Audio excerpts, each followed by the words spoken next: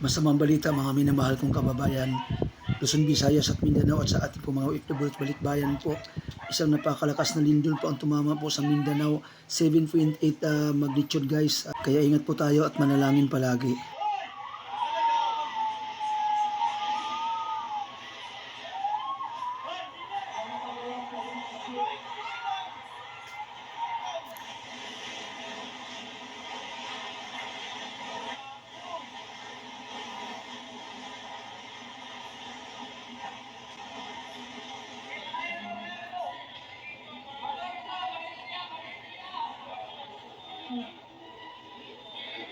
Big love shoutout po sa aking mga kababayan po Luzon, Visayas at Mindanao at sa atin po mga OFW at balikbayan sa iba't ibang panig po ng ating mundo. Isang masamang balita po ang naganap po sa Sarangani Province po o General Santos City guys. Isang napakalakas na earthquake po ang tumama po dito. At ayon po sa ating mga physicists or volcanologists guys, umabot po sa 7.8 magnitude ang tumama po sa Sarangani at General Santos guys. Ang napakalakas na lindol ang tumama po dito, kaya napakarami pong gusali ang bumagsak at ang nagsipagguhuan. Ayan po ang ating po mga kababayan po, nasa covered court po sila at patuloy po na niyayanig po ng lindol. Grabe guys. Kaya mag-ingat po at magdasal po tayo mga minamahal kong kababayan.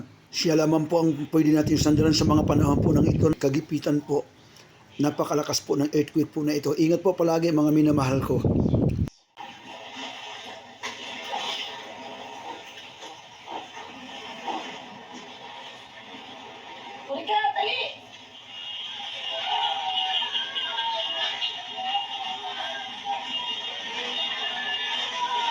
At ito nga mga minamahal kong kababayan, sana wala pong nasaktan dyan sa pagguho po ng Jollibee outlet po na yan. Grabe guys, sobrang napakalakas po talaga ng lindol po na ito. Napakaraming gusali po ang gumuho dahil po sa pagkakayanig po. Ayon sa ating volcanologist o PBOX, 7.8 po ang tumama po dito. June 8, 2026 at around 7:37 in the morning po, eksakto po tumama po ang napakalakas po na lindol na ito. Tulungan po natin sa pamamagitan po ng panalangin man lamang po ang ating mga kababayan na sinalamtan ang napakalakas po na lindol po na ito, 7.8.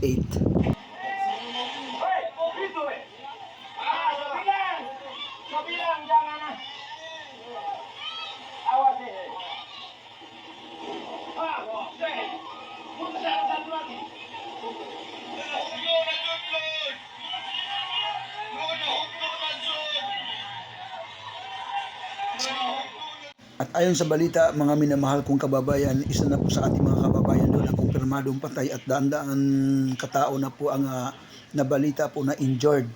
Ang mga minamahal kong kababayan. So hindi pa po talaga totally malaman natin ngayon mga minamahal kong kababayan kung ilan po ang nasawi sa naganap po na napakalakas po na lindol po na yan na yumanig. 7.8 magnitude earthquake yumanig guys. At mas malakas pa po ito mga minamahal kong kababayan sa nangyari nga lindol nung nakaraan po sa Northern Cebu. Grabe. Grabe lakas. Lain siguro. Kapasot sa rinang.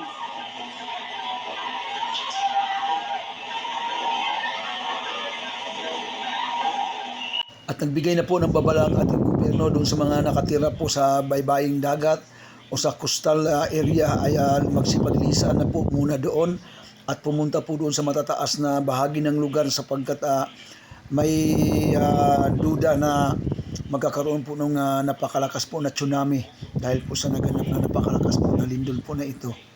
So ingat po mga minamahal kong kababayan at sa ating mga OFW at balikbayan po dyan na may mga kamag-anak po sa General Santos. Kung sa bahagi po ng Mindanao ay palalahanan din po sila mga minamahal kong kababayan.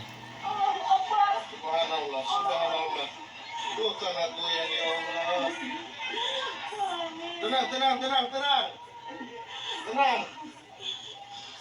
Oh, kancang guys.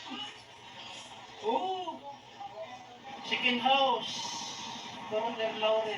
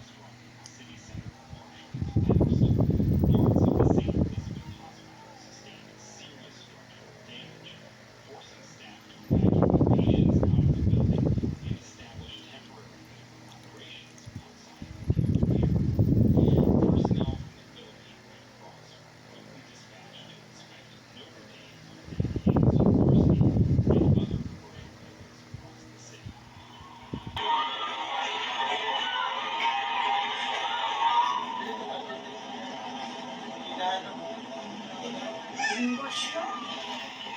Huwag mo inusunukan mo.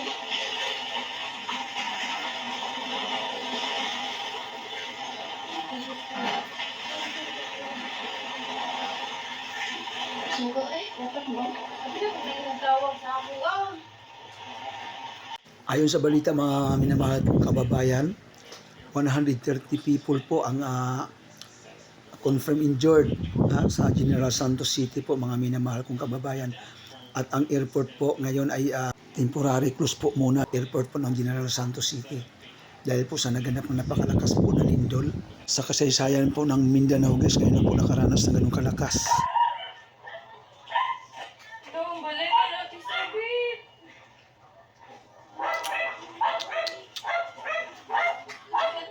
Sky? Ano si Sky? Sky?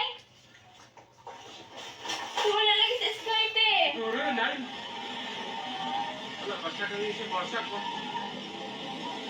Buti wala kang tao yung ikin. By mid-morning, the Office of Civil Defense had revised the national figure upward to 19 confirmed dead, with officials stressing the number was still being verified and validated as rescue teams reached outlying areas.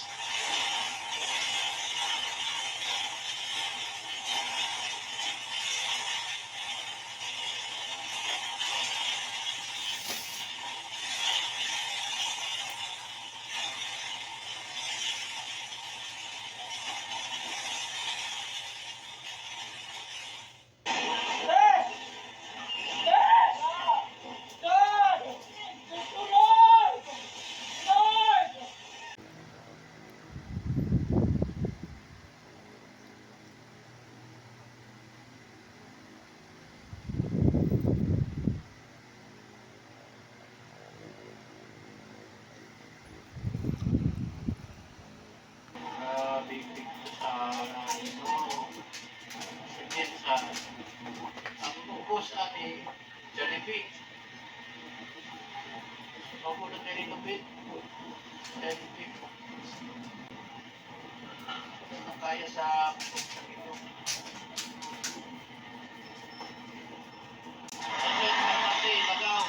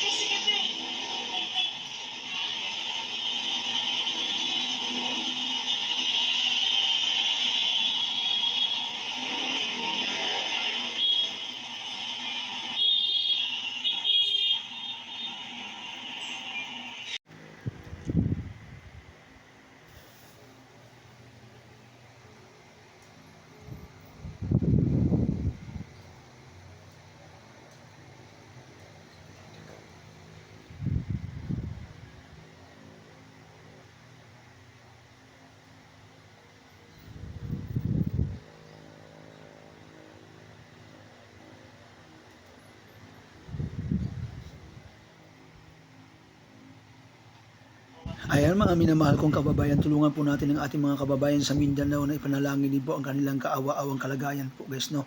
Dulot ng napakalakas po ng lindol, 7.8 magnitude earthquake guys ang tumama po sa kanila, kaya ipag-pray din po natin ang kanilang kalagayan. Ingat.